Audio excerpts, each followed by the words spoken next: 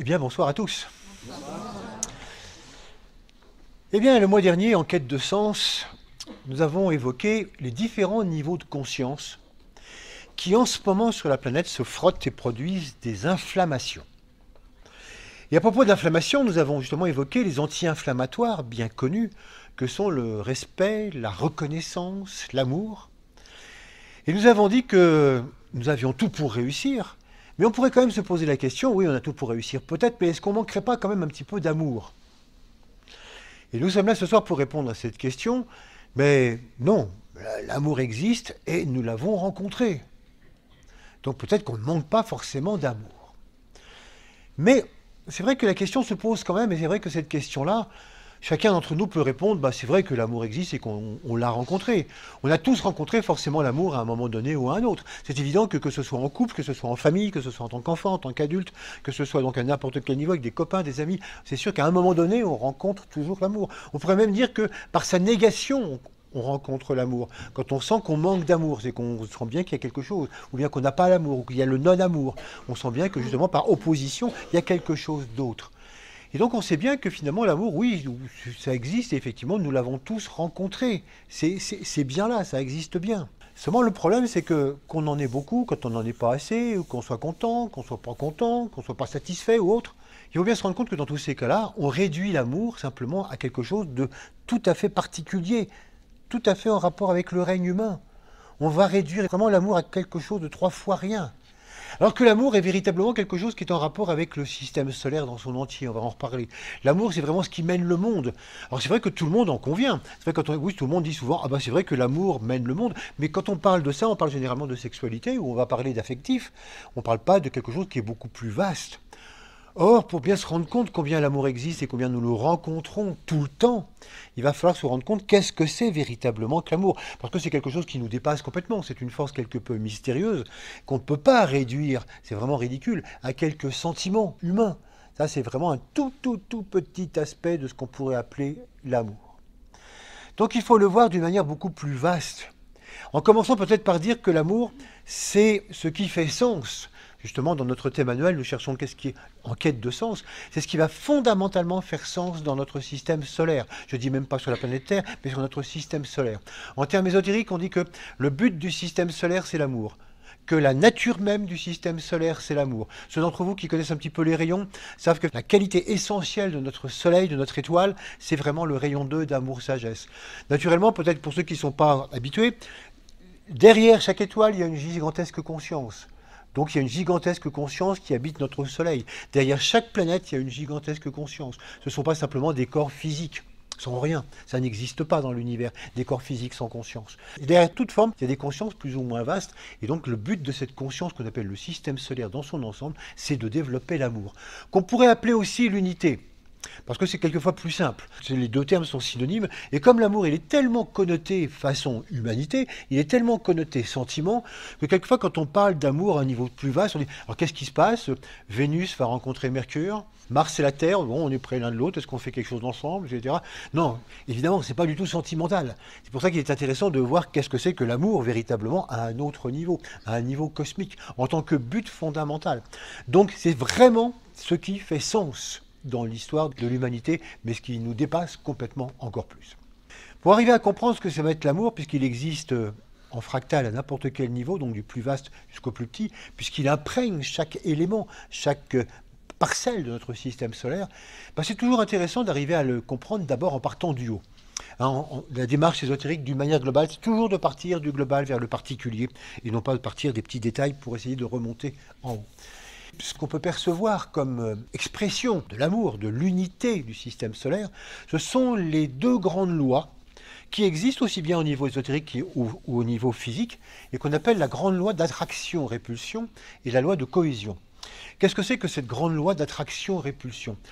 Ça, elle est bien connue scientifiquement, puisque les scientifiques la déclinent en 4 petites lois. La loi d'interaction forte, d'interaction faite, la loi de gravitation et la loi d'électromagnétisme. Ces 4 petites lois font la grande loi d'attraction-répulsion, qui est naturellement la grande expression de l'amour et de l'unité. S'il s'agit effectivement d'arriver à tout unifier, c'est par l'attraction-répulsion que ça va se passer.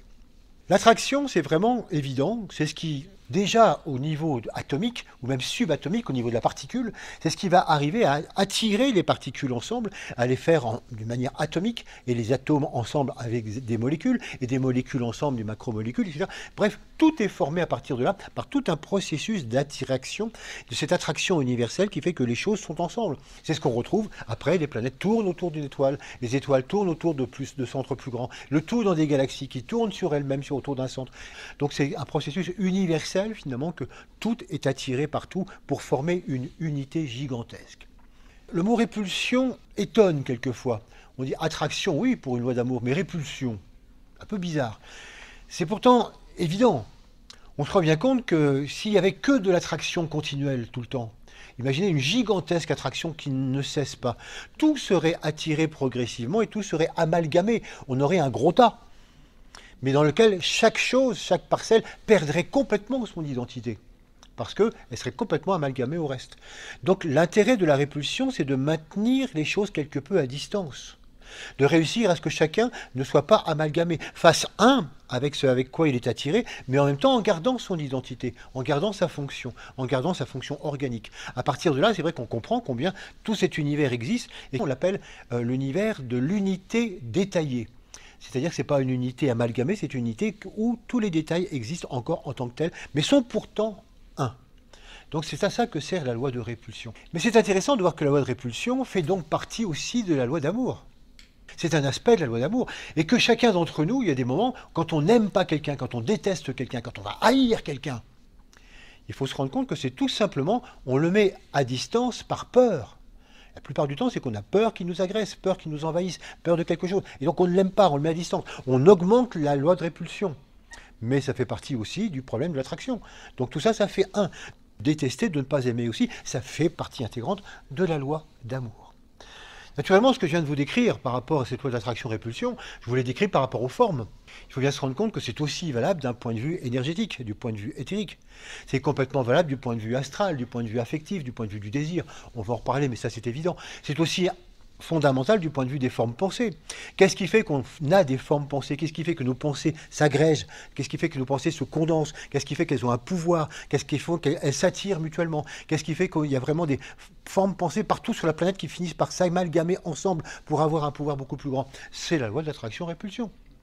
Donc cette loi d'attraction, vous voyez, elle joue de toute façon sur tous les niveaux, physique, émotionnel, mental, naturellement sur les plans de l'âme, puisque l'âme est fondamentalement amour, elle est fondamentalement unité, et puis sur les plans supérieurs, mais là je ne détaille pas. Donc c'est pour vous dire à quel point sur tous les niveaux, cette loi d'attraction-répulsion, elle est là. Et puis il y a une loi qui dépend aussi un petit peu de cette loi, qui est la loi de cohésion. Et qui fait que pendant un certain temps, eh bien, quand les choses ont été attirées et qu'elles forment un ensemble, eh bien, la cohésion va être conservée pendant un certain temps. Parce que ce n'est pas le tout d'attirer et de maintenir à certaines distances, encore faut-il développer une certaine cohésion pour que les choses puissent continuer. Donc c'est ce qui se passe pour nous. C'est vrai qu'une fois que nous avons été, d'une manière cohérente, nous avons été attirés, toute notre matière est là, ben, pendant ce qu'on appelle nous une vie, on peut dire que d'une certaine manière, on garde une certaine cohésion quand même. Sauf au moment de la mort. Au moment où l'âme dit stop, eh bien quand l'âme se retire, eh bien toute la loi de cohésion cesse d'être complètement présente et c'est la décomposition totale. Le corps physique, lui, il va être brûlé, il va disparaître avec le corps éthérique, ou bien il va se décomposer aussi. Le corps émotionnel quitte ce corps physique, et ça, on a véritablement une dissociation qui se fait, qui montre que c'est la fin de la cohésion, parce que c'est la fin d'un cycle, d'un moment qui a été voulu par l'âme. Mais sinon, cette cohésion, elle est complètement maintenue pendant tout le temps de ce qu'on appelle une existence. Bien. Donc, loi d'attraction-répulsion, loi de cohésion, qui existe sur tous les plans possibles imaginables. Et ces lois, elles mettent bien en évidence deux choses. C'est la polarité. C'est que tout dans l'univers est polarisé, plus ou moins. Et que la loi d'amour et la loi de cohésion, qu'est-ce qu'elles font? Elles font simplement que de jouer sur ces polarités. Comment réussir à amener une relation entre ces polarités? Comment faire que ces polarités réussissent constamment à s'unir? On a donc toujours quelque part un plus qui cherche son moins, et un moins qui est en demande du plus. Et dans tous les enseignements, quels qu'ils soient, on a toujours eu cette histoire-là. L'enseignement du yin et du yang, on met en évidence que tout, absolument tout est polarisé, plus et moins, et que ce sont des grands jeux d'interaction qui font que progressivement, ça engendre le monde tel que nous le connaissons. Comme on va le voir aussi, parce qu'on va le détailler un petit peu plus, ça engendre la grande loi qu'on appelle la loi de l'offre et de la demande. L'offre, c'est tout simplement ce qui est polarisé plus. Et la demande, c'est ce qui est polarisé moins.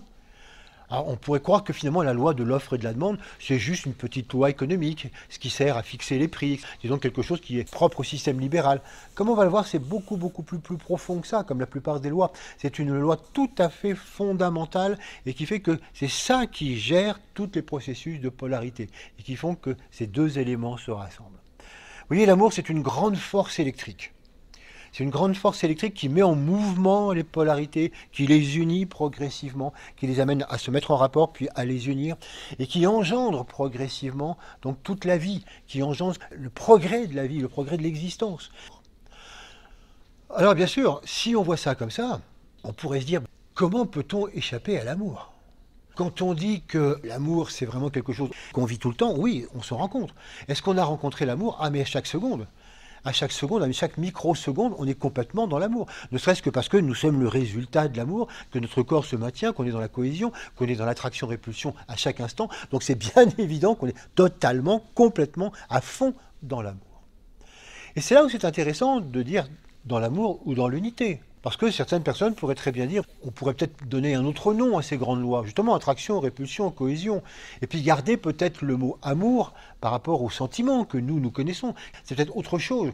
Peut-être qu'il n'y a pas de rapport entre ce que nous appelons l'amour, l'affectif, la passion, et puis ce qu'on appelle ces grandes lois. C'est ce qu'on va essayer de voir ce soir, c'est qu'en fait, tout ça est complètement relié, c'est exactement la même chose. Et que ce que nous appelons, nous, l'affectif, ce qu'on appelle justement tout ce processus d'amour, de sentiment, de passion, c'est simplement un stade, à un moment donné, de l'histoire de l'évolution de la conscience, un stade pour arriver à comprendre de plus en plus ce qu'est l'amour, à révéler de plus en plus fondamentalement ce que va être l'amour dans ses grands aspects. Donc c'est pas du tout quelque chose à part, c'est pas du tout quelque chose qui serait spécifiquement humain, ce serait pas une super valeur extraordinaire qu'il faudrait bien garder en tant qu'être humain. Non, c'est juste simplement une certaine démarche, un apprentissage, une pédagogie de l'unité, donc prise sur un plan beaucoup plus global. C'est vrai que quand on voit ces immensités que sont les lois puisque nous vivons nous, c'est vrai que le problème du rapport de l'un à l'autre n'est pas évident. Mais si on dit que c'est justement là le travail de l'humain, c'est de réussir à faire que nous fassions le rapport entre tous les stades d'unification, depuis la molécule jusqu'à ce que nous vivons nous, jusqu'à ce que peuvent vivre des êtres extraordinaires, c'est ça qui est intéressant, c'est de révéler justement l'unité même du processus d'amour, l'unité même de tous les processus d'unité. Alors on pourrait se dire, oui, mais si l'amour est présent à tous ces niveaux-là, pourquoi dit-on dans les enseignements que justement nous devons matérialiser l'amour sur Terre ?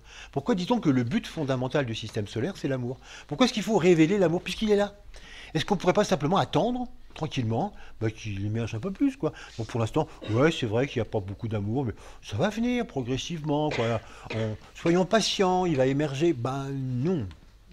Donc on va voir que pourquoi il va falloir qu'on révèle l'amour. C'est même l'importance de l'humain par rapport à ça. Il y a une deuxième question qu'on pourrait poser. Pourquoi faire un amalgame entre la vie sentimentale de l'être humain et puis ces grandes lois ? Est-ce que finalement on ne pourrait pas dire qu'il y a une loi d'attraction-répulsion, une loi de cohésion, une loi de l'offre et de la demande, il y a certainement d'autres lois d'amour, oui. Et puis voilà, ça existe de son côté. Et puis nous, humains, on a inventé quelque chose de génial qu'on appelle l'amour, la passion. Et ça n'a rien à voir avec ces grandes lois. Il faut simplement mettre deux niveaux complètement différents. Pourquoi vouloir amalgamer l'un à l'autre ? Pourquoi éventuellement dire que c'est un peu rétrécir l'amour que de vouloir le mettre au niveau humain ? Deux questions intéressantes. Et qui sont finalement un peu la même chose. Ça veut dire qu'en fait, il va nous falloir réellement révéler ce qu'est l'amour. En effet, l'amour, c'est quelque chose qui est tellement immense, comme je viens de vous le montrer, que c'est difficile pour nous de se rendre compte de tout ce que c'est. On n'a absolument pas conscience. Et donc tout le travail de l'humain, ça va être de révéler cela.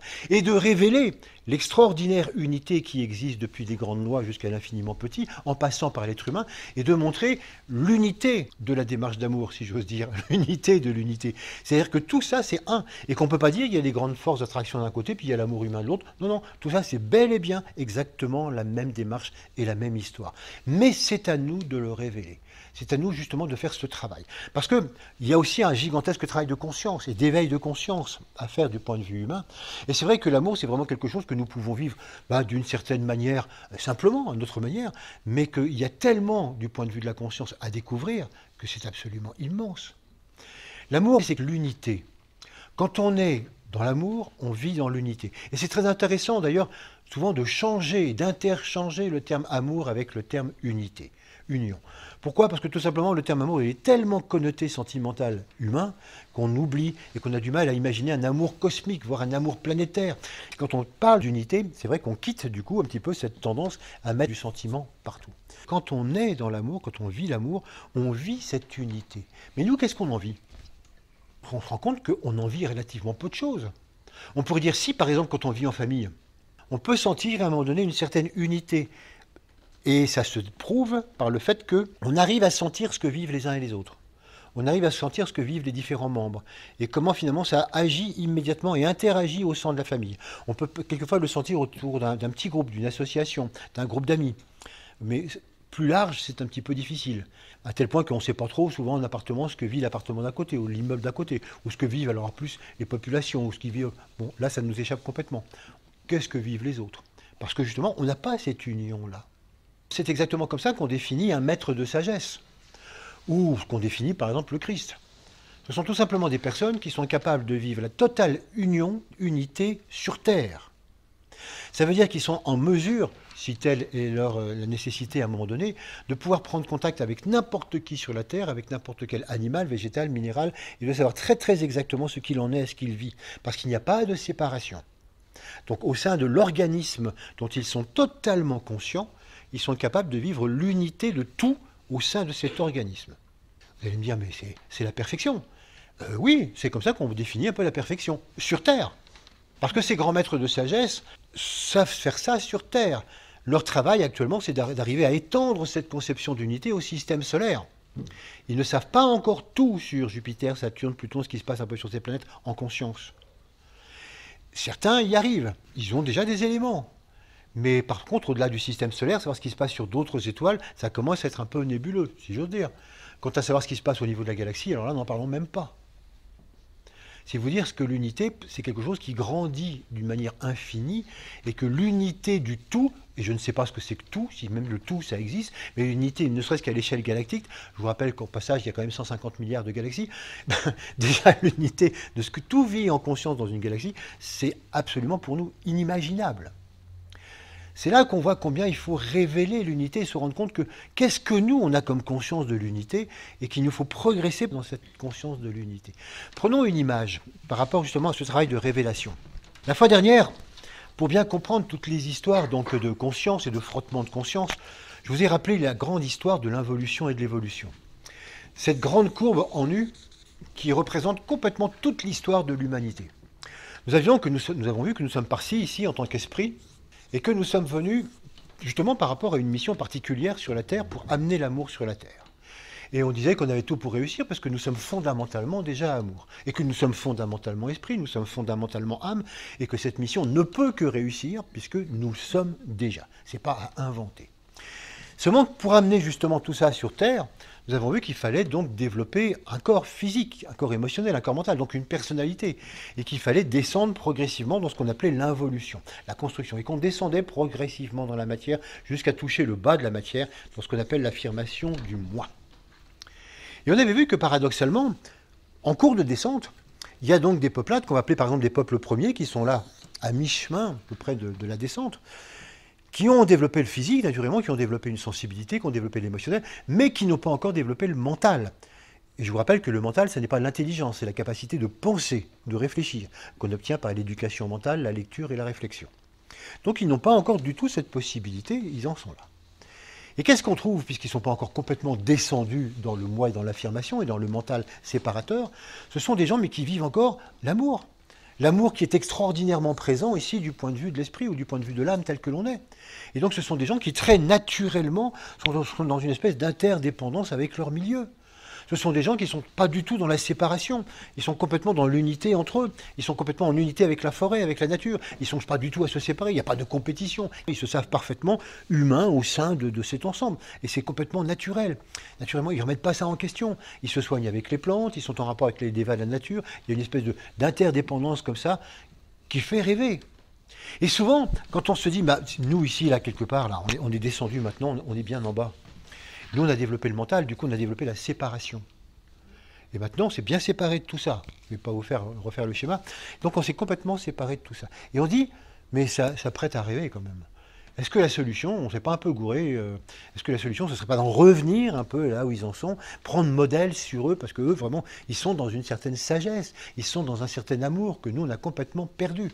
Et comme on l'avait vu, bah non, surtout pas. D'ailleurs, la conscience ne revient jamais en arrière. Il faut aller de l'avant. Et en allant de l'avant, sur la courbe de l'évolution, ici, on retrouvera très très exactement ce même niveau de conscience, mais en toute conscience, en sachant de quoi il est question. Là, ces peuples premiers vivent ça d'une manière instinctive, naturelle. Ils n'ont pas inventé l'interdépendance. C'est comme ça. C'est comme les animaux, les plantes. C'est naturel. Ils naissent avec ça. Par contre, nous, quand on va remonter ici, non seulement cette interdépendance, elle sera tellement beaucoup plus ouverte, beaucoup plus globale, beaucoup plus infime. Mais à partir de là, c'est vrai que surtout, on le fera parfaitement consciemment, en sachant pourquoi on le fait. Donc là, c'est une véritable projet de développement de conscience qu'on va retrouver là. Donc, on voit bien comment il y a de l'amour ici déjà, dans cet état de conscience. Il est déjà là, l'amour. Mais qu'il va falloir le révéler. Et en le révélant, en allant beaucoup plus loin, on va le révéler, on va lui donner une expansion telle qu'il n'existe pas là. On va révéler sa puissance, on va révéler à quel point il peut s'étendre beaucoup plus sur d'autres planètes, à quel point c'est quelque chose d'universel, sur des plans de conscience qui n'existent pas là, sur le plan mental, qu'on réussira finalement à faire travailler l'amour, et sur les plans de l'âme, et sur les plans supérieurs de l'âme, etc. Donc toute cette révélation, c'est à nous de le faire. On va dire, mais alors pour ça, il faut descendre ici, là, par ce point de non-amour total, d'égoïsme complet. Bah ouais, comme on l'a vu la fois dernière, c'est un petit peu le paradoxe, il faut en passer par là avant de pouvoir remonter. Mais est-ce vraiment un point de non-amour? Ça, on va y revenir tout à l'heure. On a véritablement à révéler l'amour. On le vit à un certain niveau, plus ou moins naturel, plus ou moins instinctif, mais on doit lui donner une expansion extraordinaire. On doit vraiment l'amener sur Terre dans l'expansion maximale possible dont l'humanité pourrait être capable dans plusieurs milliers d'années. Et en même temps, c'est quelque chose que l'on doit amener aux animaux, aux végétaux et aux minéraux. Je vous le rappelle aussi parce que ça, c'est quelque chose que l'humain a du mal à entériner. On est persuadé que si nous, on est venu sur Terre, qu'on est venu pour nous. Qu'on est venu pour se sauver, nous. Qu'on est venu pour gagner une certaine perfection, nous. Et que tous ces efforts qu'on fait, c'est pour nous.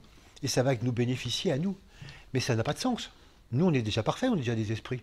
On n'a pas à se parfaire. On est déjà des esprits. Donc on n'est certainement pas venu pour ça. Alors pourquoi on est venu? On est venu pour faire passer cet amour aux animaux, aux végétaux et aux minéraux, qui sont aussi des esprits, mais à un degré beaucoup plus bas, et qui n'ont pas encore la capacité d'atteindre par eux-mêmes ce processus-là. Et donc on est venu là pour amener l'évolution aux animaux, aux végétaux et aux minéraux.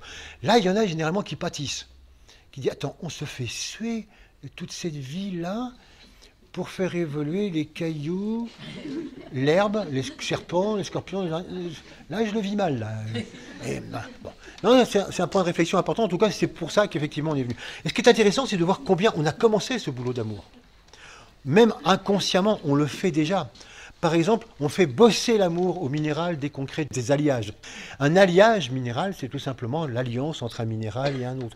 Et donc, mine de rien, à travers la sidérurgie, eh bien, on fait travailler l'amour donc au monde minéral. Par contre, là, on le fait travailler le plus, et là où c'est absolument fabuleux, c'est au niveau du végétal. Si jamais vous avez un jardin de fleurs, avec des arbustes fleuris, avec des bulles, toutes les fleurs qu'on peut trouver, et que vous avez un petit coin potager, vous ne vous rendez certainement pas compte à quel point vous abritez 99% de migrants. Et que personne ne trouve à y redire. Les autochtones sont d'une rareté extraordinaire. Si on devait fleurir actuellement nos jardins, nos parcs, etc., avec uniquement les fleurs de France, là qu'on trouve autochtones, mais vous n'auriez pratiquement pas de fleurs, à part les petites fleurs sauvages. Quelques petites fleurs sauvages, des petits pâquerettes, des petites choses comme ça. Oui, ça vous auriez. Mais c'est tout ce que vous auriez. Quand même des jonquilles. Non, pas de jonquilles, c'est de l'importation. Tout est de l'importation.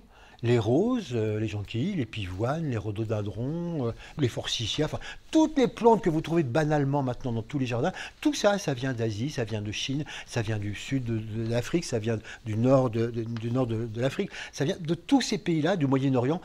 Et c'est venu là grâce à tous les voyages.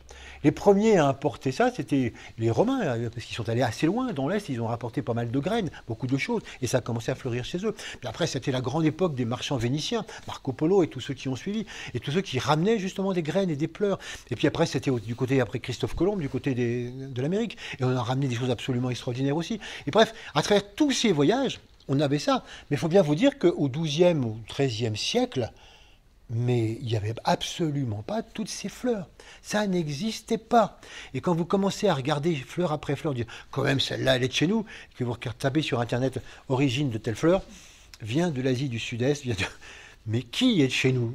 Il y en a très très peu. Et même chose du point de vue du potager. Par exemple, XIIIe siècle, XIIe siècle, de quoi était composé l'ordinaire de quelqu'un là en France? C'était très simple, il y avait quand même un petit peu de blé, qui est aussi une importation, qui n'est pas du tout une plante d'ici, mais qui avait été importée depuis très très longtemps par les armées. Il y avait du blé, donc il y avait du pain. Et qu'est-ce qu'on mettait sur le pain? Des légumes. Quoi comme légumes? Du chou. Et à part ça, du chou. Et en temps de fête, du chou. C'est tout. Non mais quand même, il y avait des citrouilles, il y avait des radis, il y avait des concombres, il y avait des tomates. Non, rien de tout ça. Il y avait des poireaux, que dalle. Il y avait des oignons. Non, non, ça c'est une importation d'Asie. Quand vous regardez l'origine de tous nos légumes actuellement, il n'y en avait pas un il y a 8 siècles. Sauf le chou, qui est d'ici. Et c'est là où on se rend compte à quel point on a créé une véritable internationale du végétal, qu'on n'a pas encore réussi à faire au niveau humain. C'est absolument fantastique. Et toutes les histoires de migration, ça doit être bien chez nous, on reste chez nous, c'est chez nous. Ah oui, si on devait ramener toutes les plantes là où elles sont, c'est vrai qu'on n'aurait plus rien. C'est impressionnant de voir comment toutes les régions du monde se sont réunies autour du monde végétal et comment nous, on a réuni une planète entière rien qu'autour du végétal. C'est quelque chose d'absolument fantastique. Même chose au niveau de l'animal. On apporte aussi l'amour au niveau animal. C'est tout simplement la domestication. Et que la domestication, c'est un processus absolument fabuleux qui amène des animaux à aimer, à avoir une approche du règne qui leur est immédiatement supérieur. À noter que la méditation, c'est exactement ce que nous avons, nous, à répéter en tant qu'humains pour progressivement aimer le règne immédiatement supérieur, le règne de l'âme. On y reviendra. Donc tous les efforts que font les chiens, les chats, les chevaux, etc. pour obéir et être à notre disposition, ça serait très bien que nous, on réussisse à faire exactement la même chose du point de vue de l'âme, ce que souvent, on est moins capable de faire. C'est dire à quel point, en ce qui concerne le minéral, le végétal et l'animal, on est complètement donc déjà dans l'apport d'amour. Mais que c'est quelque chose qu'il faut qu'on améliore, qu'il faut quelque chose qu'on comprenne de mieux en mieux, et comment on peut amener de plus en plus justement à vivre tous ces aspects-là donc dans les différents règnes. Voilà pourquoi, aussi bien par rapport à nous-mêmes, par rapport à l'amour, par rapport à la grandeur qu'on doit développer et révéler, pour montrer que tout ça c'est un gigantesque processus unitaire qui est le sens même, qui est vraiment, quand on dit en quête de sens, qui est le thème de cette année, voilà, le quête de sens c'est ça. L'amour est vraiment le sens fondamental de notre histoire. C'est ce qui tourne vraiment tout autour de ça. Et que nous-mêmes, nous avons à le révéler et à l'apporter partout autour de nous, dans l'humanité bien sûr, et puis donc aussi dans les autres règnes. De quoi dispose l'amour pour pouvoir fonctionner? Quels sont ses moyens d'action? On va aller du plus simple au plus complexe en passant justement par nous, l'humain. Le plus simple, c'est ce qu'on appelle la loi de polarité. Cette loi de polarité, c'est ce qui fait que électriquement, magnétiquement, le plus et le moins s'attirent et finalement arrivent à se combiner. C'est exactement comme ça que tout ce qui est de l'ordre du particule et du moléculaire fonctionne. Donc il y a un électromagnétisme constant qui fait que tout finalement tend à se retrouver et à répondre comme ça à la polarité complémentaire. Quand on arrive au règne du végétal, animal, humain, on appelle ça la loi du sexe. C'est exactement la même chose. La loi du sexe, la loi de la sexualité, c'est exactement la même loi de polarité, mais on donne ça plutôt par rapport au vivant. Et on peut voir combien par rapport à nous, la loi du sexe est tellement encore importante, fondamentale, et qu'elle fonctionne. Et que naturellement, on en connaît le résultat quand on dit que l'amour est créateur. Effectivement, là aussi, par la loi du sexe, on est amené à faire des enfants, à perpétuer l'espèce. Même chose au niveau du végétal et même chose au niveau de l'animal. Donc on voit très bien comment toute cette loi du sexe et cette loi des polarités, elle fonctionne sans arrêt pour perpétuer la vie. Et puis on voit comment cette loi du sexe, on a quand même du mal, nous, quelquefois en conscience, à la dominer. Et comment souvent c'est quelque chose encore qui nous entraîne, qui nous bouscule. C'est quelque chose qu'on vit bien ou qu'on vit mal. Et on voit très très bien encore en ce moment avec la difficulté qu'ont les femmes à se faire complètement respecter par les hommes.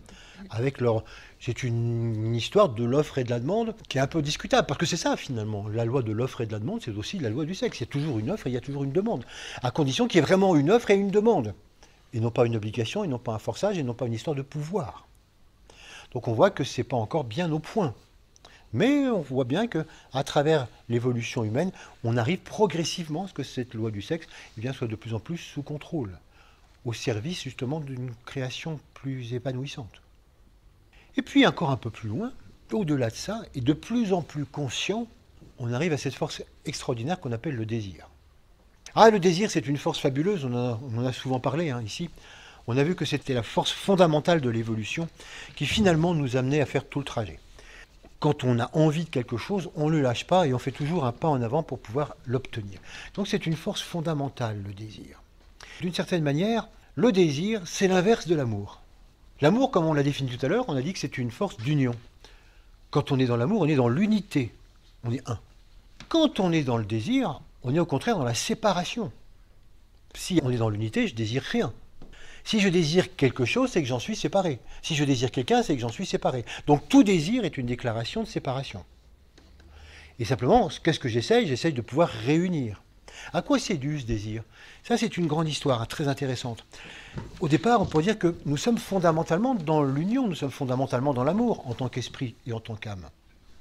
Mais comme nous allons essayer de développer une histoire de forme, et qu'il va falloir qu'on travaille avec des formes, qu'on travaille de la matière, il y a quelque chose qui d'un seul coup se sépare, qui se scinde. Il y a l'âme et puis il y a le monde des formes, le monde du moi. Et c'est comme si ce monde du moi, il est en quelque sorte en nostalgie d'un jumeau perdu. Il sent bien il lui manque quelque chose, qu'il n'est que 50%. Il y a une espèce comme ça de besoin de se compléter. C'est comme si, mais moi je me sens effectivement 50%, il me manque quelque chose. Mais quand je suis dans l'involution, je ne sais pas du tout, je ne comprends rien, je ne sais pas ce qui me manque. Et simplement, je vais avoir l'impression que pour pouvoir arriver à être complet, il faut que j'ai. Il faut avoir pour être. Alors le désir, là, il est lancé plein pot. Et il faut avoir, donc au niveau physique, il faut avoir au niveau matériel. Puis je vais me rendre compte que c'est peut-être pas forcément ça ne me satisfait pas non plus tellement. Alors peut-être avoir au niveau affectif, au niveau relationnel, au niveau sentimental, au niveau de la sensibilité, au niveau artistique, etc. Puis je vais me dire, oui, c'est bien, mais c'est pas non plus... Alors, au niveau mental, avoir des connaissances, être encyclopédique, tout ça. Bref, à un moment donné, je passe tous les plans en revue, physique, émotionnel, mental, de manière à me dire, voilà, maintenant, j'ai tout, mais je suis toujours que 50%.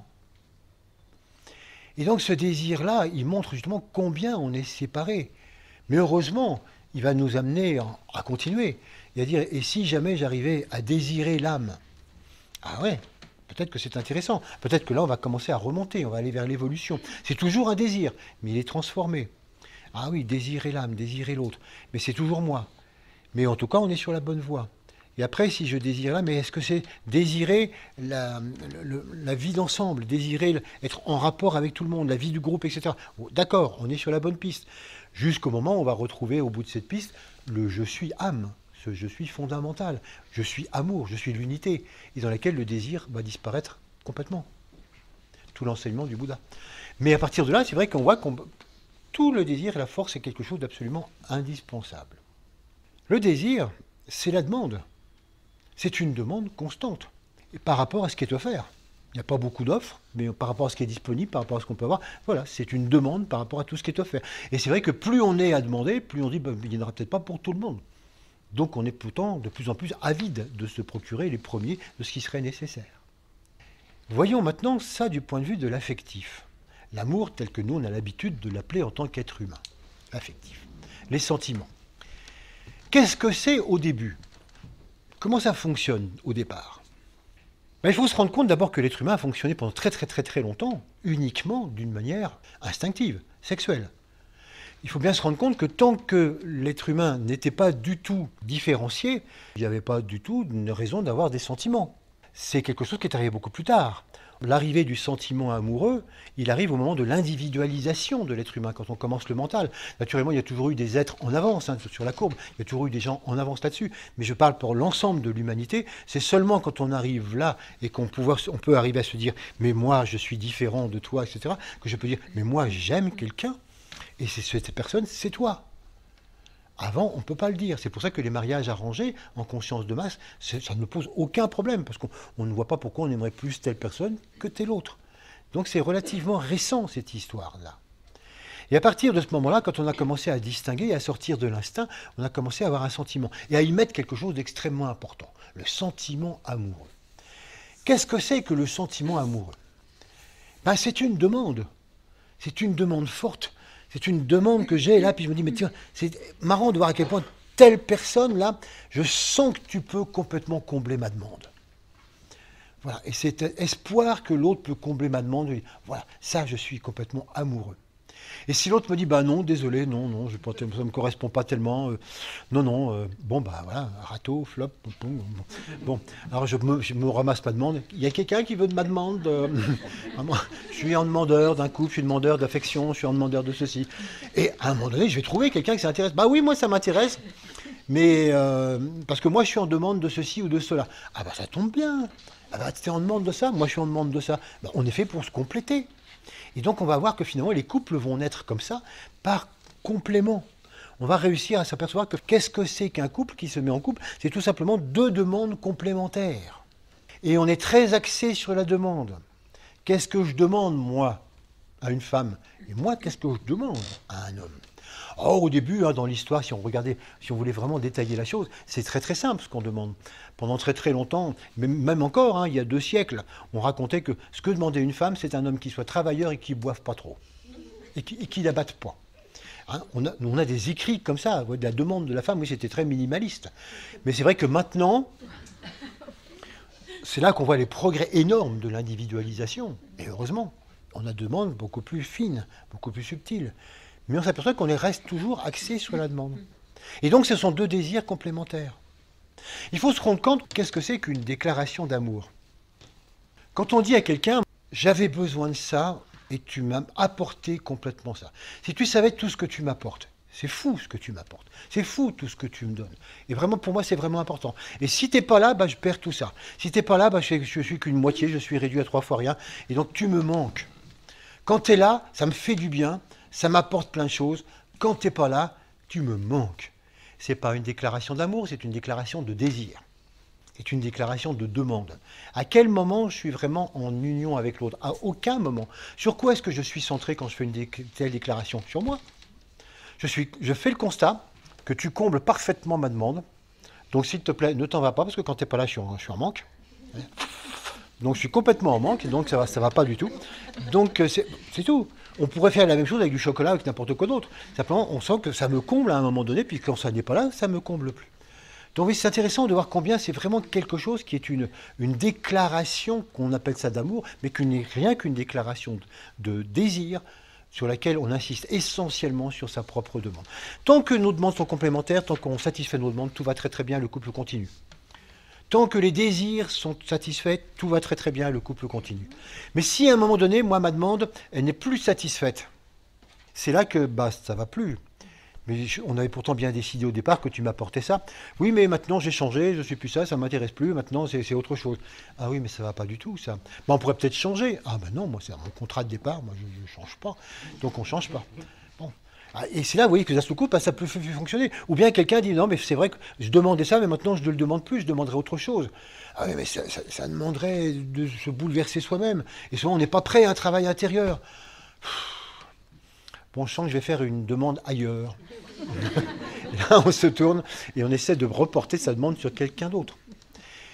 Où en est le niveau de l'offre? Parce que je parle beaucoup de demandes, mais où est l'offre? Minimal. Qu'est-ce qu'on offre? 3 fois rien. On offre ce qu'on est, au naturel. Qu'est-ce que tu m'offres? Ce que je suis, ce que j'ai, je suis comme ça. Mais est-ce que tu peux changer? Il y a plein de choses, il y a des perspectives à venir. Non, c'est ce que je suis. Bon, écoute, ça me va, je prends, puis toi, tu es comme tu es, on prend comme ça. Et donc, c'est 2 demandes complémentaires, mais le niveau de l'offre est très très faible. Sauf maintenant, au moment de la séduction. Je t'offre la lune, je t'offre tout ce que tu veux, je t'offre ma fortune, je t'offre tout mon temps, je t'offre tout mon amour, je t'offre toute mon attention, je suis prêt à changer. Et même si je ne te conviens pas, à un moment donné, je te jure que je peux changer, je peux me transformer. Il y a plein de choses que je peux faire parce que je suis prêt à tout pour toi. Et donc je t'offre absolument toute ma vie. Quand le couple est formé, le niveau de l'offre redevient à son niveau normal, minimal. Et là, tout ce que tu devais m'offrir, écoute, non, on va se contenter de ça, quoi. C'est l'offre minimale de départ. C'est ça qui se passe. Au début, dans ce qu'on appelle l'amour, on continue d'être dans le désir. Krishnamurti disait que ce que vous appelez amour, ce ne sont simplement que des intérêts réciproques et une satisfaction mutuelle. Ouais, c'est des désirs croisés, ce sont des demandes croisées, avec une offre totalement minimale. Il n'y a pas d'effort pour offrir plus. Mais c'est le début de l'amour. C'est comme ça que ça fonctionne. Donc c'est intéressant, oui, de voir que nos débuts dans nos vies antérieures, parce que maintenant plus personne ici ne fonctionne comme ça, mais au début, on fonctionnait un petit peu de cette manière-là. Il y a encore énormément de personnes qui fonctionnent comme ça. Alors on va dire, mais qu'est-ce qu'on apprend? Parce qu'on n'apprend pas à considérer l'autre à travers ça. Ah ben non, l'autre on ne le considère pas, on le considère simplement dans la mesure où il peut m'apporter quelque chose. Et s'il ne m'apporte plus, ben, je m'en vais. Donc je ne le considère pas, j'apprends pas à aimer l'autre, absolument. Alors qu'est-ce qu'on apprend? On apprend à s'aimer soi. On apprend tout simplement à s'aimer soi-même. Ça veut dire qu'à travers tous ces vécus, à travers toutes ces choses, à travers toutes ces demandes, en se disant, mais c'est fantastique, moi, au début dans ma vie, j'avais plein de demandes concernant ma vie professionnelle, concernant ma vie de couple, ma vie de famille, ma vie, etc., ma vie de loisirs. J'avais plein de demandes et je m'aperçois que j'ai à peu près réussi à tout avoir. Je me suis tout offert. Oui, je me suis offert. Je fais la demande et l'offrande. Et finalement, j'avais tout. Du coup, je m'aime. Je suis quelqu'un de bien. Je reconnais. J'ai réussi. J'ai réussi à m'unifier, à me reconnaître moi-même comme une personne intéressante qui a réussi. Mais à aucun moment, j'ai véritablement appris à aimer l'autre pour ce qu'il est. J'ai appris à l'exploiter, j'ai appris à le demander, j'ai appris à vivre avec, j'ai appris plein de choses. Mais je suis toujours moi qui suis au centre. Voilà pourquoi tout à l'heure je vous disais, ici, dans le moi, au bas de la courbe, sur ce point, qu'on disait que c'est un point apparent de non-amour.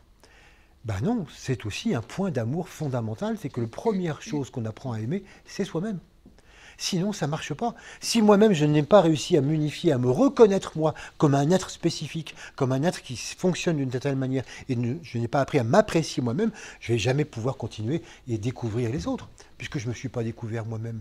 Je ne peux pas apprécier les autres, je ne me suis pas apprécié moi-même. Je ne peux pas prendre en compte les autres, je ne me prends même pas en compte moi-même. Voilà pourquoi, paradoxalement, la plupart du temps, toute cette vie d'amour qui a duré sur des vies et des vies et des vies, c'est une vie de désir, c'est une vie de demande qui sert à une chose fondamentale et indispensable, s'aimer soi-même. Et ce n'est pas un défaut, ce n'est pas un reproche, c'est vraiment une étape totalement indispensable, qui va nous mettre après sur la voie de tout à fait autre chose. Mais c'est vraiment comme ça que ça commence. Et on voit que dans cette histoire de s'aimer soi-même, je fais l'offre et la demande. Qu'est-ce que je m'offre? Ce que je me demande. Mais il n'y a pas véritablement, vous voyez, de ce processus d'offre et de demande par rapport à l'autre. C'est quelque chose qui va venir après. Alors, après, ça devient intéressant. Là, on retrouve beaucoup plus le couple peut-être tel qu'on le vit maintenant, avec d'une manière beaucoup plus consciente. Après avoir appris tout ça, après avoir appris à s'aimer, après avoir appris à utiliser l'autre, on va commencer à se poser un certain nombre de questions. Ces questions qu'on se pose soi-même et qu'on pose à l'autre et que l'autre nous pose, c'est mais pourquoi on s'aime? Ou bien la question, qu'est-ce que tu aimes en moi? Qui au début surprend. Quelle est la personne que tu aimes en moi? Et pourquoi moi, je t'aime toi particulièrement? Qu'est-ce que j'aime en toi? Qu'est-ce que je découvre en toi? Qu'est-ce que je reconnais en toi? Et qu'est-ce que tu reconnais en moi? Ah, là, quand on commence à se poser cette question, on quitte complètement le processus de l'amour de soi. On va commencer à communiquer avec l'autre, à rencontrer l'autre. Et pour la première fois, quand on a ce stade, on va rencontrer l'autre pour la première fois de toutes ses vies. Bizarre. Je vous explique. Quand on est en conscience de dépendance, comme ici, quand on est dans une tribu, quand on est dans un peuple premier, quand on est pris dans une famille, donc c'est les premiers niveaux de conscience. Quand on est pris là-dedans, on pourrait appeler aussi ce niveau de conscience la conscience d'indifférenciation. On n'est absolument pas différencié des uns des autres. Ça veut dire qu'on est tous pareils, on est de la même famille, on est de la même tribu, on est du même peuple, il y a très très peu de différence en nous, et on ne distingue pas véritablement ni qui je suis, donc non qui est l'autre. Donc voilà, on est similaires. Donc on ne rencontre pas l'autre, puisque l'autre est une espèce d'autre moi-même. Normal. Par contre, les différences, elles se font du point de vue de la fonction. C'est le chef, c'est mon père, c'est ma mère, c'est l'ancêtre, c'est le grand-parent, c'est mon enfant, c'est le sorcier, c'est le prêtre, c'est l'instituteur. Voilà. Là, on reconnaît des fonctions bien précises. Et la différenciation se fait par les fonctions, d'où l'importance souvent de l'appellation papa-maman. Mais on ne rencontre pas l'autre. On rencontre des fonctions à qui on a affaire. En conscience individuelle, quand on va tous s'individualiser, ici donc dans cet aspect-là, là on est dans une conscience très différenciée. Je sais qui je suis, je sais qui tu es. Mais comme on vient de le voir, quand on est là, on est dans la fonction du désir. C'est-à-dire qu'est-ce que tu peux m'apporter? Je suis tellement centré sur ce que tu peux m'apporter que qui tu es, toi, j'en sais rien. Tu es quelqu'un qui peut m'apporter des choses. Et à qui, éventuellement, je peux apporter des choses parce qu'on a des demandes croisées. Mais je ne rencontre pas l'autre. Ça va être intéressant de passer progressivement donc à l'autre fonction. Mais qui es-tu, toi? Quelquefois, quand on passe dans ce qui es-tu, toi, il nous reste encore parfois des vieux restes de l'ancienne conscience. Par exemple, des gens peuvent arriver à constater qu'ils sont en train de se poser cette question dans leur couple, avec leurs enfants, avec leurs amis, avec leurs collègues de travail, non plus avoir affaire à quelqu'un qui a une fonction, non plus avoir quelqu'un qui est un collègue ou quelqu'un qui est un... Mais voilà, qui est la personne? Comment est-ce qu'on peut aller vivre de personne à personne? Et d'un seul coup se rendre compte stupéfait qu'ils n'ont pas songé une seconde à faire leur travail avec leurs parents. Ils ont gardé la relation fonctionnelle avec les parents. Les parents, c'est mes parents, c'est tout. C'est mon père, ma mère, mon grand-père. Mais qui ils sont fondamentalement en tant qu'être? C'est pas parce qu'on est parent un jour qu'on est parent toujours. Donc qui sont ces individus qui t'ont mis au monde? Ouais, au fait. Et c'est vrai qu'on s'aperçoit que quelquefois on ne se pose pas la question. D'où quelquefois l'intérêt, quand on se pose cette question et qu'on y répond, d'arrêter de dire papa, maman et de les appeler par leur prénom. Ce qui montre un changement, de réaliser que, ah oui, mais maintenant je vous considère vraiment comme des personnes parce que je sais qui est derrière ce prénom. Et non pas qui est derrière une fonction de papa, maman, pépé, mémé. Tout ça, ce sont rien que des fonctions qui cachent complètement la personne qui est derrière. On a tout ce travail à faire pour arriver à découvrir qui est derrière et qui sommes-nous et qui sommes-nous. Mais, et quelle révélation nous pouvons avoir à partir de là. Et là, l'offre commence à faire son apparition. Là, on se rend compte qu'effectivement, quand on est très différent, on se rend compte que si on va au-delà des apparences, mais telle personne, je commence par exemple avec le couple, dans le couple, l'autre, finalement, fondamentalement, il a telle valeur, il a telle qualité, il pense de telle manière. Et je m'en suis jamais aperçu parce que ça ne m'intéressait pas. Donc, c'est pas moi ce qui m'intéressait dans l'autre, c'est ce qui m'apportait. Mais ça, il ne me l'apporte pas parce que ça ne m'intéresse pas. Mais d'un seul coup, je découvre, mais c'est grave, parce que l'autre, il est ça, il fonctionne comme ça. Son être est comme ça. Et si on veut essayer de trouver finalement une histoire de relation, une histoire d'amour à deux à ce niveau-là, il va falloir offrir quelque chose d'autre. Il faut que je me sorte les tripes. Il va falloir passer à autre chose. Je ne peux pas rester là en étant comme ça, parce que ça ne marche pas. Tant que je reste comme ça, je n'offre rien. Dès que je me rends compte qu'il faut faire un effort, qu'il va falloir travailler le couple, qu'il va falloir aller au-delà, qu'il va falloir se rencontrer sur un autre plan, alors là, il faut que je me sorte de mon égoïsme, que je me sorte de mon establishment qui refuse de bouger, pour dire où est-ce que je vais? Comment je rencontre l'autre? Et qu'est-ce que je vais offrir à l'autre? Naturellement, il ne s'agit pas d'offrande, de cadeaux. Encore qu'on puisse faire des cadeaux. Mais on se rend bien compte que bien souvent, offrir un cadeau, c'est une demande cachée. J'offre un cadeau pour que l'autre me donne plus d'intérêt, plus d'amour et de remerciements, etc. Donc, je ne parle pas de ça. Il ne s'agit pas donc d'offrir quantitativement, il s'agit d'une offre qualitative. Il ne s'agit pas tellement d'offrir, il s'agit de s'offrir. Et s'offrir, c'est pas si facile que ça. S'offrir, c'est effectivement une grande difficulté parce que on n'a jamais été habitué à ça. On a été habitué à dire on est comme on est, point. Et là, découvrir que, mais non, moi-même, je me découvre autre. Moi-même, je me découvre avec des états de conscience complètement différents. Et c'est peut-être ça qu'il faut qu'on s'offre ensemble, mutuellement. Alors, le couple est entièrement à reconstruire, à refaire, sur une nouvelle loi de l'offre et de la demande. C'est que finalement, on se demande mutuellement d'autres choses, des choses qui n'ont pas été données jusqu'ici. Et on cherche à s'offrir mutuellement à cet aspect nouveau et à pouvoir se l'offrir ensemble. Et ainsi, c'est vrai que c'est une véritable révolution de couple, parce qu'on cherche vraiment complètement quelque chose d'autre, à s'offrir sur des plans qui jusqu'ici nous étaient cachés à l'un et à l'autre. Ou bien on découvrait que l'autre était complètement frustré parce qu'il n'arrivait pas à rencontrer ou à se rencontrer sur ce plan-là parce qu'on ne l'entendait pas. Si d'un seul coup on offre justement et on s'offre à ce niveau-là, il y a des rencontres qui sont d'un seul coup possibles. Il y a vraiment de nouvelles unions qui sont complètement possibles. On peut aller plus loin. Vous connaissez tous la phrase de Saint-Exupéry, « S'aimer, ça n'est pas se regarder l'un l'autre, c'est regarder ensemble dans la même direction. » Bon, il y a des couples qui vont dire « Moi, je fais ça tous les soirs avec ma femme, on regarde de la télé. » Là, ce n'est pas vraiment une proposition, ce n'est pas une offrande, c'est encore une demande, c'est encore un désir. Mais bon, c'est vrai que c'est intéressant cette phrase, parce que finalement, c'est définir le couple au-delà de simplement se travailler l'un par rapport à l'autre.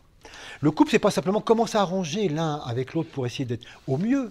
C'est se dire, mais peut-être qu'on a quelque chose à faire. Peut-être qu'il y a une autre demande à laquelle nous, en tant que couple, on doit s'offrir. Et cette autre demande, c'est justement souvent sous forme d'un idéal, d'un engagement, de quelque chose par rapport à la société, par rapport à la planète. C'est une création artistique, c'est quelque chose qu'on a à faire ensemble. Ça peut être complètement subjectif, ça peut être objectif, peu importe. C'est comment réussir tous les deux à pouvoir regarder dans le même sens, s'accorder sur des plans supérieurs, s'accorder en nous donnant de moins en moins d'importance à qu'est-ce que tu me donnes, qu'est-ce que tu me donnes. On n'est pas là pour ça, on est là pour tous les deux coopérer à quelque chose ensemble.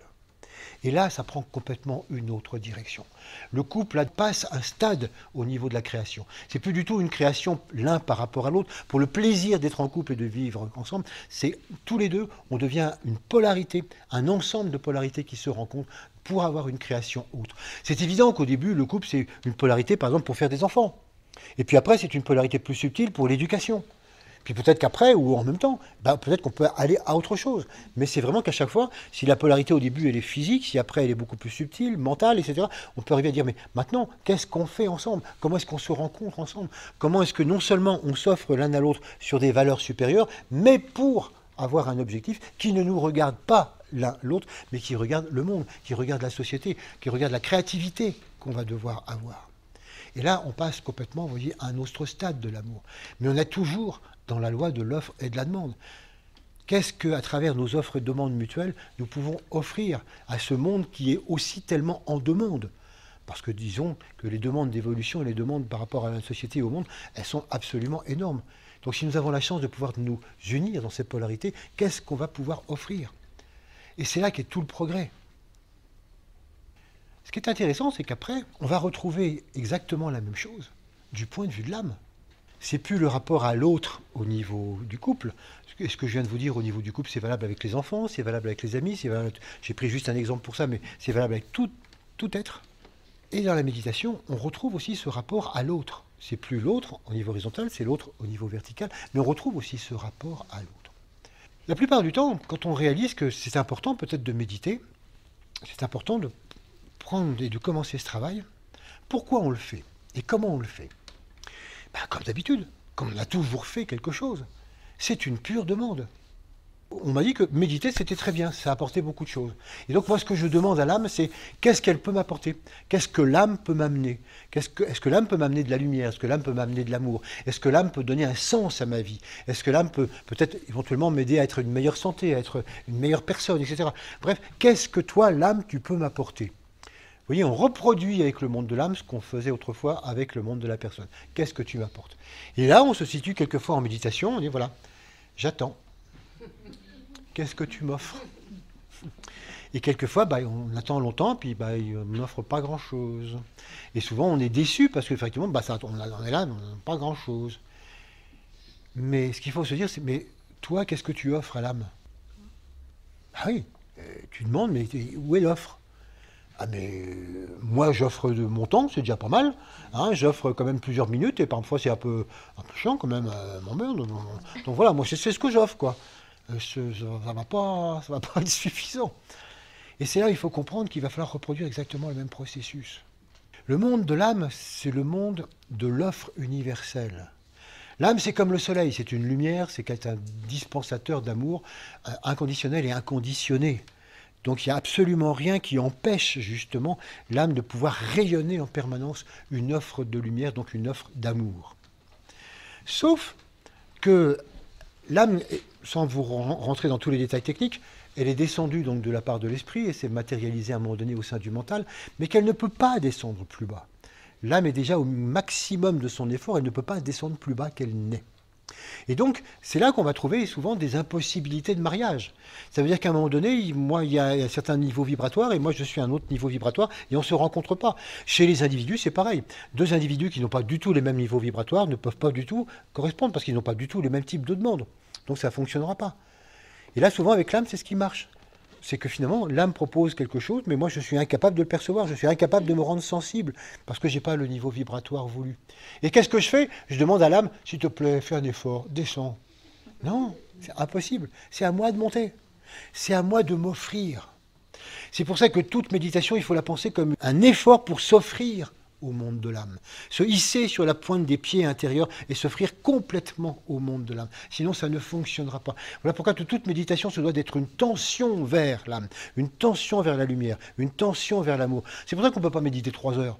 Si déjà vous êtes en tension pendant 10 minutes, bravo, pour commencer c'est bien. 20 minutes après quand vous avez un peu plus d'entraînement. Parce qu'on ne peut pas maintenir cette tension tout le temps. Parce que ça nous oblige à remonter au niveau où se trouve l'âme. Parce qu'elle ne peut pas descendre plus bas. C'est donc s'offrir. C'est très important parce que oui, ça demande un effort pour nous, souvent ça demande un sacrifice. Ce mot sacrifice, souvent il a été mal interprété au niveau de la personnalité, les sacrifices qu'on fait les uns pour les autres. C'est l'appellation de la première loi de l'âme, parce que dans le monde de l'âme, qui est le 5e règne de la nature, il y a aussi des lois. Et donc la première, c'est ce qu'on appelle la loi de sacrifice, ou la loi du don. C'est-à-dire que la nature fondamentale de l'âme, comme je vous le disais à propos du soleil, c'est dans le don, c'est d'offrir comme ça. Et cette loi de sacrifice, elle nous dit, mais il n'y a pas que l'âme. Cette notion de sacrifice, cette notion de don, elle touche absolument tous les règnes. Parce que généralement, c'est ce qui est passionnant dans les lois, c'est que ça ne touche pas un règne, mais ça touche tout le monde à des niveaux différents. Par exemple, cette loi nous dit que le minéral s'offre complètement au monde végétal et permet la croissance du règne végétal. Le règne végétal, sans le minéral, ne peut absolument pas pousser. Sels minéraux, etc. Lequel végétal s'offre à l'animal pour manger? Lequel animal s'offre à l'humain? Et l'humain est censé s'offrir au 5e règne, le monde de l'âme. Mais que fait l'humain? L'humain, il dit, d'accord, le minéral, je prends. Le végétal, je prends. L'animal, je prends tout. Et l'âme, je prends aussi. Et donc, nous cassons complètement la chaîne. Au lieu de s'offrir à l'âme, on prend tout. On bouffe à tous les râteliers. C'est effroyable de voir ça, comment l'être humain ne pense que finalement qu'à se nourrir de tout et à ne rien offrir à qui que ce soit et à quoi que ce soit. Et c'est là qu'il faut réparer la chaîne, de se rendre compte que c'est fondamental, que ça marche, que si nous, on s'offre aussi donc au 5e règne, au monde de l'âme. Alors vous allez me dire, c'est une petite aparté, quand on est végétarien, l'animal s'offre à l'humain, mais bon, moi je ne mange pas d'animaux, c'est pas un problème. C'est pas uniquement du point de vue de la nourriture. Il faut voir que tous les règnes s'offrent aux autres, mais vraiment dans d'autres perceptions. Par exemple, l'animal s'offre à l'humain dans sa quête de tendresse, dans sa volonté d'être présent. C'est fou ce que l'apport du monde animal dans l'amour, dans le sentiment et dans la solitude par rapport au règne humain est incommensurable. Ou même le travail des chevaux, le travail des éléphants, bref, dans l'aide un petit peu aux travaux. Donc le règne animal s'est complètement offert sentimentalement et physiquement pour aider l'humain. Comme le règne du végétal s'offre aussi à l'humain dans sa splendeur, dans sa beauté et aussi dans sa nourriture. Donc, vous voyez, c'est vraiment intéressant de voir que tout le monde s'offre à ce qu'il y a au-dessus et que nous, au lieu de continuer, on a une certaine tendance à vouloir tout prendre, à trouver normal, qu'on soit une espèce de terminal dans laquelle tout aboutit. Ça veut dire quoi, s'offrir dans la méditation? Par exemple, il faut bien se rendre compte que l'âme ne connaît pas du tout l'individu. Le monde ne connaît pas le processus individuel, il ne sait pas ce que c'est. L'âme, c'est quelque chose de global, qui est en conscience globale. Autant nous, on peut être dans le moi, l'âme est dans le nous. Et c'est ça qui est intéressant, c'est de voir cette globalité entre les deux. Et de percevoir que si moi, je parle le langage du moi, et si je commence à dire, moi, personnalité, j'essaie de te contacter, toi, âme. Si je parle le langage du moi, je ne parle pas du tout la même langue que le monde de l'âme. Tendre vers l'âme, c'est déjà s'efforcer de parler le même langage. C'est pour ça qu'en méditation, vous avez pu remarquer qu'avant de commencer en méditation, quand on est en groupe, on se regarde tous. On prend tous contact les uns avec les autres. Pour se persuader que nous méditons en groupe, en tant que groupe. Parce que c'est comme ça que parle l'âme. Si on se présente en tant que groupe en train de faire une méditation, déjà on est dans le langage de l'âme. Déjà on est dans le nous. Déjà on s'est considérablement rapproché. Quand je suis tout seul et que je médite, mais ça ne change rien. Vous vous unissez à des gens que vous connaissez qui méditent, ou vous vous unissez à tous les méditants du monde, peu importe. C'est la volonté de dire, je ne démarre pas en méditation tout seul, moi dans mon coin. Je ferme les yeux puis je médite. Méditer, c'est ensemble. On ne médite jamais pour soi. Sinon, on est encore dans la demande. Méditer pour soi, méditer pour grandir, pour être parfait, méditer pour croître, méditer pour être en lumière, méditer pendant l'amour, c'est encore pour soi. Et du coup, on attend des résultats.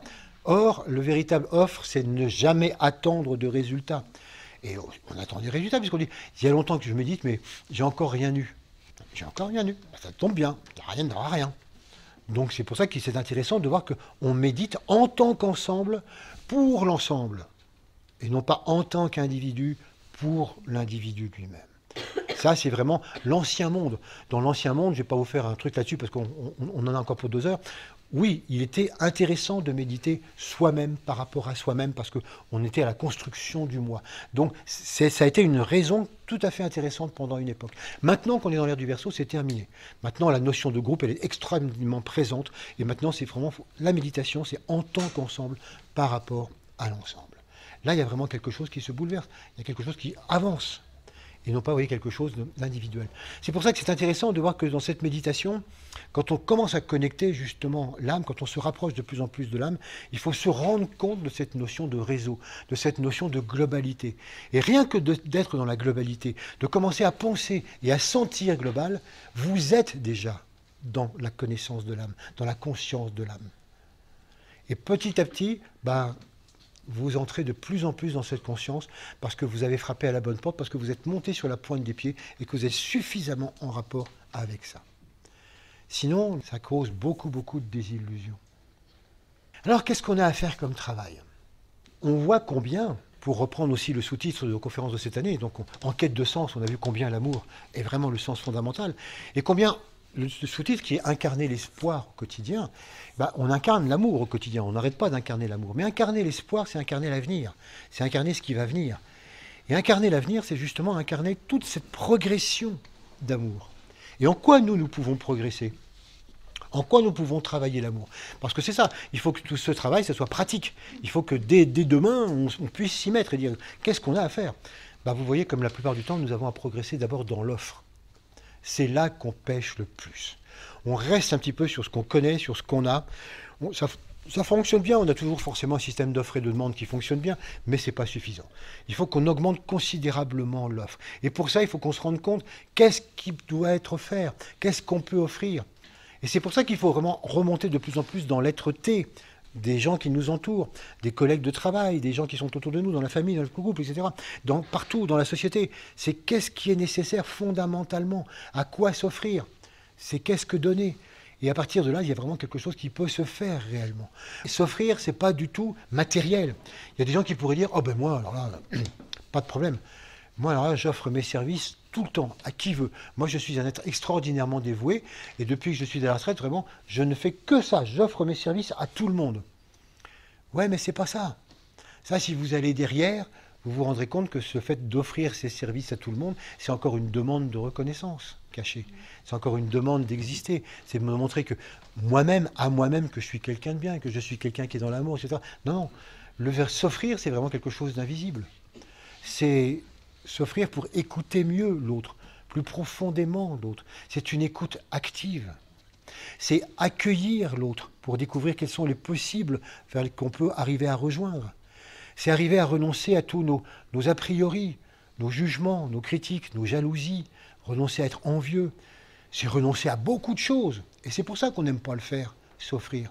Parce que c'est lâcher tellement de choses dans lesquelles on est tellement bien enraciné. S'offrir, c'est souffrir un peu. Parce que c'est s'arracher à soi-même. C'est pour ça que c'est vraiment pas du tout évident à vivre et que c'est quelque chose qui nécessite vraiment un effort constant. Et s'offrir, c'est vraiment pas quelque chose qui se voit. C'est quelque chose en travail avec nous qui sait qu'on est de plus en plus disponible en ouverture par rapport à l'autre et qu'on est prêt à donner ce que l'on est, pas ce que l'on a, mais ce que l'on est fondamentalement, nos valeurs essentielles. Simplement, non pas en disant « je distribue l'amour, je pense à toi, je t'envoie de l'amour ». Non, non, non. En étant, simplement, en rayonnant. L'âme s'offre en rayonnant. Le soleil s'offre en rayonnant. Nous-mêmes, nous nous offrons en rayonnant des valeurs essentielles. Et c'est ça qu'on a essentiellement à travailler. Et c'est là qu'est notre plus grande difficulté au quotidien. Constatez-le dès demain, vous verrez à quel point ce fait d'aller plus loin dans le fait de s'offrir, c'est pas si simple que ça et que c'est vraiment là qu'on a un boulot à faire. Alors on pourrait se dire, oui, mais alors que devient la demande? Quand on s'offre, dans la demande, on a aussi un sacré boulot à faire. En effet, tel que je vous l'ai décrit, la plupart des demandes, c'est quelque chose qui sont en rapport avec le désir. Et tout à l'heure, je vous disais que le désir, au fur et à mesure qu'on abordait la courbe d'évolution, il s'amenuisait progressivement et puis il prenait un autre visage jusqu'à disparaître. C'est ce qui va se passer avec la demande. En réalité, on va s'apercevoir que plus on évolue, plus on est dans l'offre, moins on a demande pour soi. Dans les écrits ésotériques, on dit qu'à un moment donné, on ne doit plus rien désirer pour le soi séparé. À terme, c'est très important, à terme. Surtout, pas d'inhibition et pas de résolution. Dès demain, je ne demande plus rien pour moi. Non, non. Ça, c'est quelque chose qui est dans l'évolution naturelle des choses. On va s'apercevoir que progressivement, plus l'offre évolue, plus on se rend compte de ce qui est important à offrir, plus on se rend compte que, mais moi, je n'ai rien à demander pour moi. Mais, parce que demander pour soi, c'est demander pour réussir un peu mieux sa vie. Mais je n'ai pas à réussir un peu mieux ma vie. On a à réussir la vie de la société, la vie de la planétaire, la vie de l'ensemble. C'est pas sa propre vie, on s'en fout. Et donc je n'ai rien à demander, mais strictement rien à demander pour moi. Et c'est quelque chose qui progressivement s'impose de plus en plus. Naturellement, ça ne se passe pas du jour au lendemain. Je dirais même que ça se passe sur plusieurs vies, pour vous rassurer tout de suite. Mais c'est intéressant de voir la direction dans laquelle on va. C'est de voir quelle est l'histoire de la demande. Et cette histoire de l'offre et de la demande, c'est que plus l'offre croît dans le subtil, plus la demande devient de moins en moins personnelle et devient une demande relais de l'ensemble. Je me contente de relayer la demande globale. Qu'est-ce qui est nécessaire autour de moi, à la société? Qu'est-ce qui est nécessaire au monde? Qu'est-ce qu'il faut être? Qu'est-ce qu'il faut rayonner? Et donc finalement, je deviens simplement quelqu'un qui relaie le processus de demande globale, demande de la société. Et comme ça, je deviens tout simplement un passeur. Je deviens quelqu'un qui est quelque peu neutre. Je deviens quelqu'un qui est passeur entre la demande globale et la possibilité d'offre globale. Complètement rapport entre les deux. Et là, je vais retrouver complètement les énergies du Verseau, puisque nous sommes en ce moment dans le Verseau. Donc forcément, on est complètement marqué par ça. Dans l'énergie Verseau, on dit que c'est l'énergie du service, qui est l'énergie fondamentale. Non pas rendre service, mais le véritable service, qui est une émanation de l'âme à travers la personnalité en direction du monde. Pas en direction de moi. Il ne s'agit pas de capter de l'âme pour faire le plein. Oh, ça m'a fait du bien, capter l'âme comme ça. D'où la parole clé fondamentale du Verseau. Je suis l'eau vive versée pour ceux qui ont soif. Je suis l'amour versé pour ceux qui ont soif. Ça, c'est vraiment cette énergie du moi.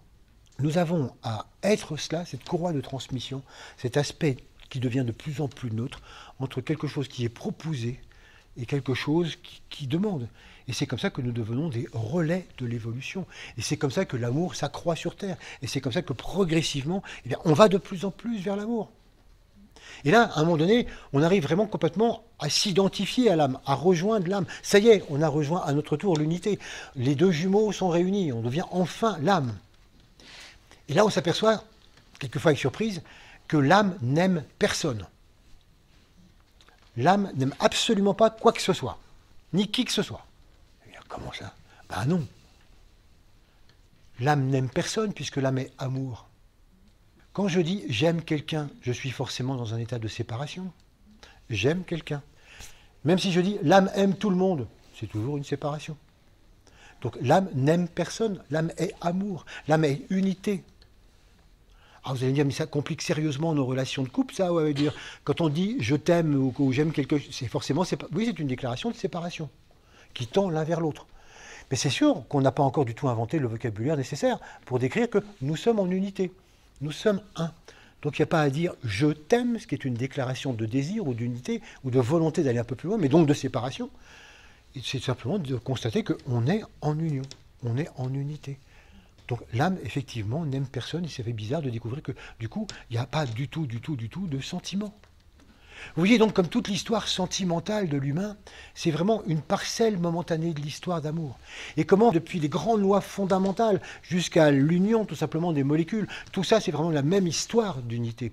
Et qu'à travers toute cette histoire d'unité, nous avons un rôle particulier qui est justement d'arriver, d'être servir d'intermédiaire entre deux réseaux, le réseau de l'âme, le réseau inférieur, et d'amener progressivement l'amour à être révélé dans ses dimensions les plus grandes, les plus infinies. Ça, c'est vraiment notre boulot d'humain. Et donc, faisons que notre quotidien soit de plus en plus riche dans cette loi de l'offre et de la demande. Je vous propose de méditer là-dessus.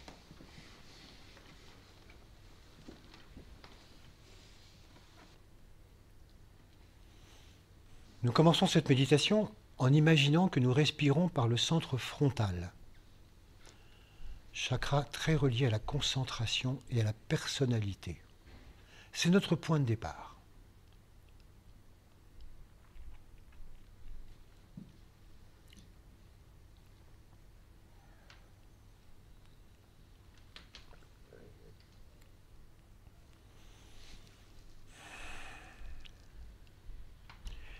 Pendant que nous continuons à nous centrer sur le centre frontal, nous imaginons notre corps éthérique, notre corps d'énergie, qui imprègne complètement notre physique dense et le dépasse. Ce corps d'énergie est une parcelle du corps d'énergie planétaire. Et ainsi, nous sommes tous en contact les uns avec les autres. Il y a donc une densification particulière ici, puisque nous sommes un groupe physique. Nous formons un groupe d'énergie déjà depuis 1 heure.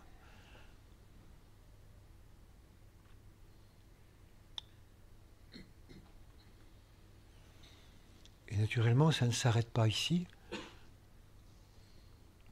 Ça nous met en contact avec bien d'autres personnes, l'humanité, les animaux, les végétaux, les minéraux, avec ce qu'on appelle tous les terriens.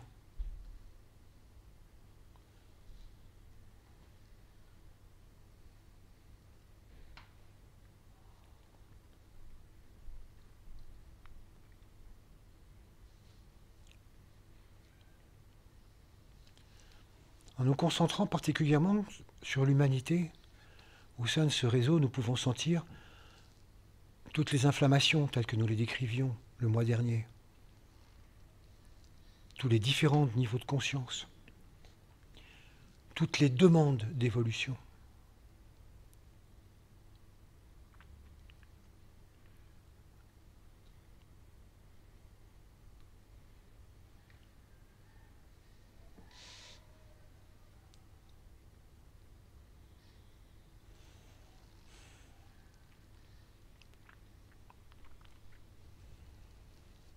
Et puis en passant par l'intérieur de la tête, nous ressortons vers le centre coronal, vers le sommet de la tête, et nous imaginons que notre respiration maintenant a lieu à cet endroit-là.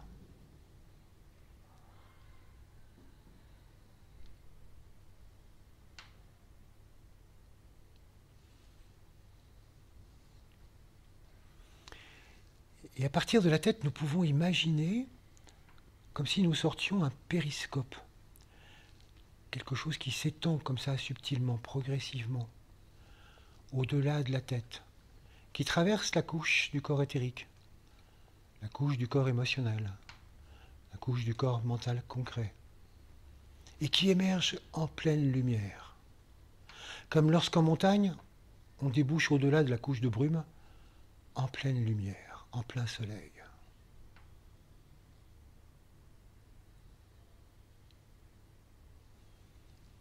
Nous inspirons et nous expirons cette lumière.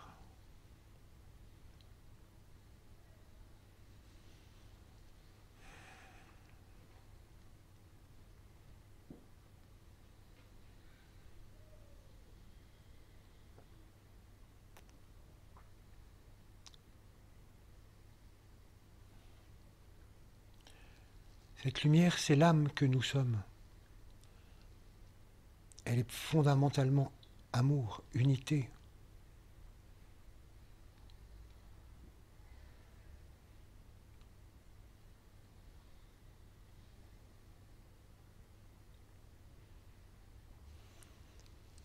C'est notre nature essentielle, ça n'est pas quelque chose d'étranger.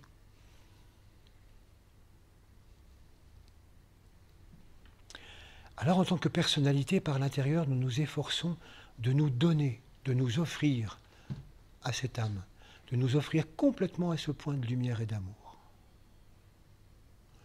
Ça demande une tension intérieure qu'on peut régler sur la respiration.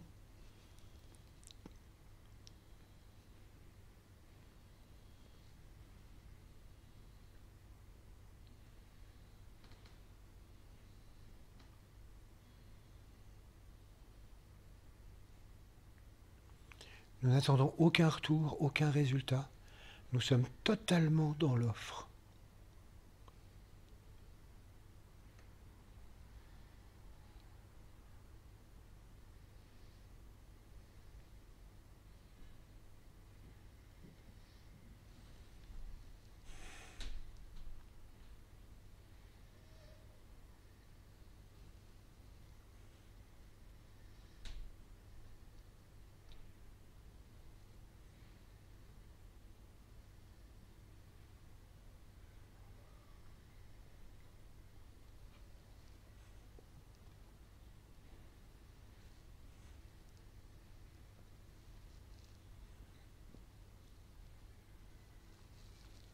Peu importe qu'on ait des moments de distraction, il suffit simplement de repartir de plus belle. Au début, c'est très difficile de maintenir cette tension.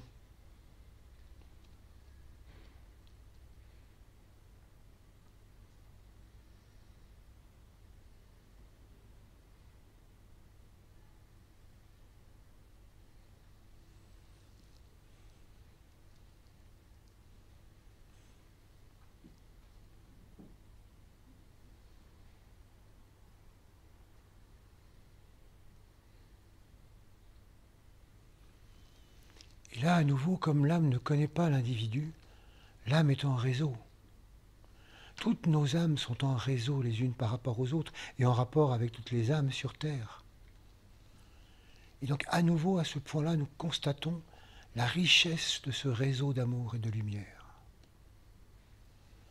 Et nous nous donnons complètement à ce réseau, à cet ensemble. Nous sommes cet ensemble.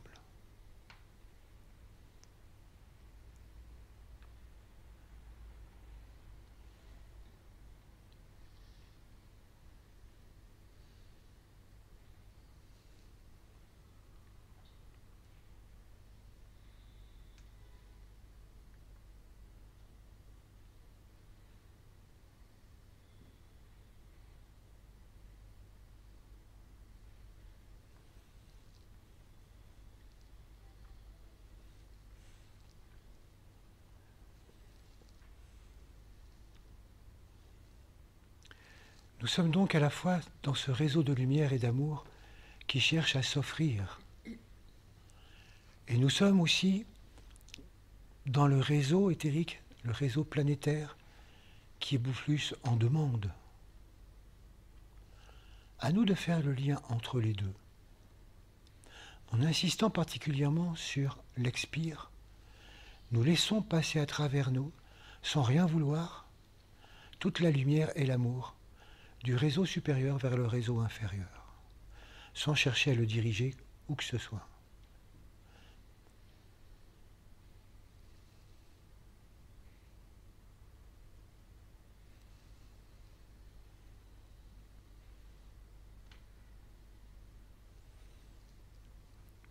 N'oubliez pas que c'est en tant que groupe que nous faisons cela, pas en tant qu'individu.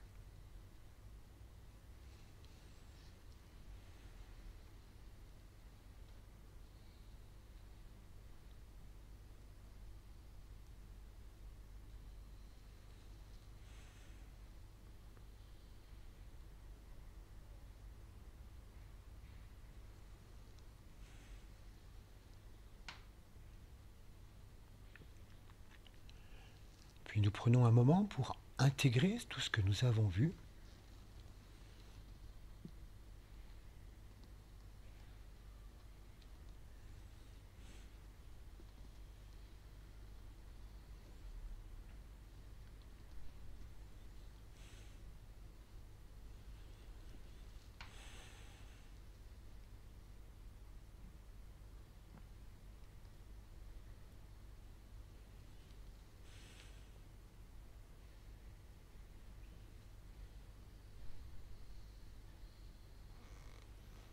Bien, vous vous recentrez bien au niveau frontal.